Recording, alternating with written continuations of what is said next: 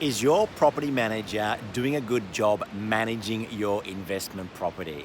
Look, there's quite a bit property managers do, but there's some basic things they should be doing well, and I'm going to cover them right here in this little video. It really starts with tenant placement. What are they doing to find you a tenant fast? And when they find a tenant, are they placing the first tenant or are they placing the very best tenant? Your property manager should be doing a really comprehensive tenant application process and getting references from past property managers, checking ticker, checking social media, checking with their employer, checking their personal references, and then not just placing them, but getting back to you with a summary so ultimately you choose.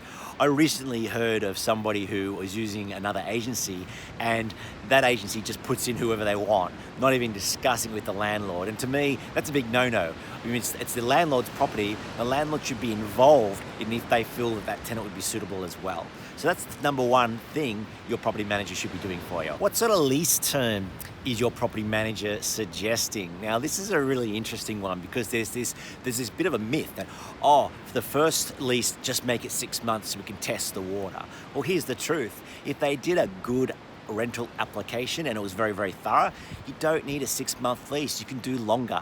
Tenants prefer longer leases. Guess what? Landlords prefer longer leases too. But here's the trick. 6 and 12-month leases aren't really all that ideal.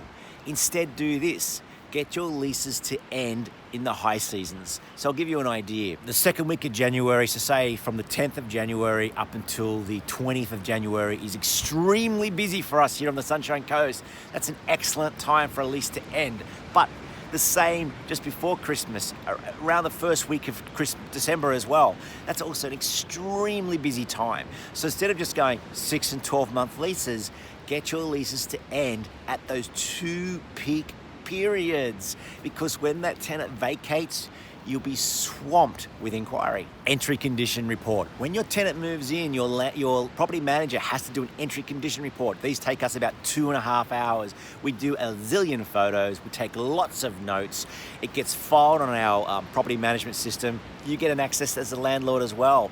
Then the tenant has to check it and sign it and return it in 3 days. In 3 days. If they don't return it in 3 days, our copy is what is classed as law and legislation. So are you getting a copy of the entry condition report from your property manager?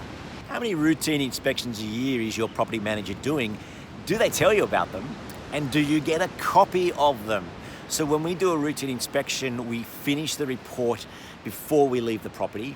Then we finalize the report and our landlords get an SMS, and then they get an email so they can log in and access the report immediately to look at the photos, to see our notes, and discuss any concerns that we or the owner might have. How does your property manager handle arrears? So legislation states that we cannot breach a tenant until 8 days. At 8 days, we will breach the tenant regardless of their story. But leading up to 8 days, we've contacted them. We've sent them an SMS, we've sent them emails, we've called them on the phone to say, hey, you're in arrears. Because of this process that we follow, very few of our tenants get in arrears. And if they get to 8 days, boom, a breach goes out regardless. What's your property manager doing with any arrears that you potentially may get? Do you have access to their portal so you can log in and see where your tenant is at with paying their rent? How frequently does your property manager pay you? Most agencies pay fortnightly or monthly. Is that frequently enough for you? We pay weekly. Every Friday we sit down, we process any rental income and it goes straight out to our landlords. Why do we do that? It's a lot of work. Well, we figure the money's no good to anybody in our trust account. Let's get it to the landlords so they can do something with it. Does your property manager get back to you? Do you send them emails and you wait a week for a response or leave them a message? That is not great if they're managing your property. Now, property managers are busy. It's a really busy job.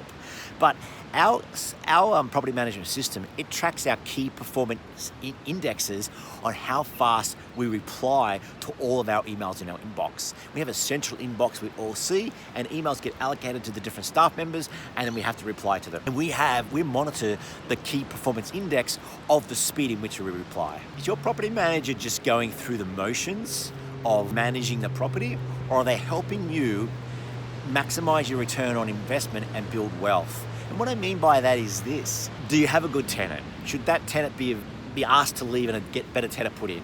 Are they maintaining the property? Is there any preventative maintenance? Are they paying current market rent?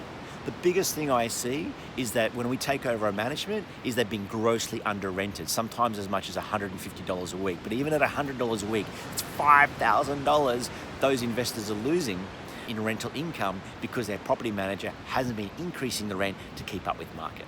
So there you go. I hope that's given you an idea of what your property manager should be doing. And if they're doing all that, then they're doing a great job. Congratulations.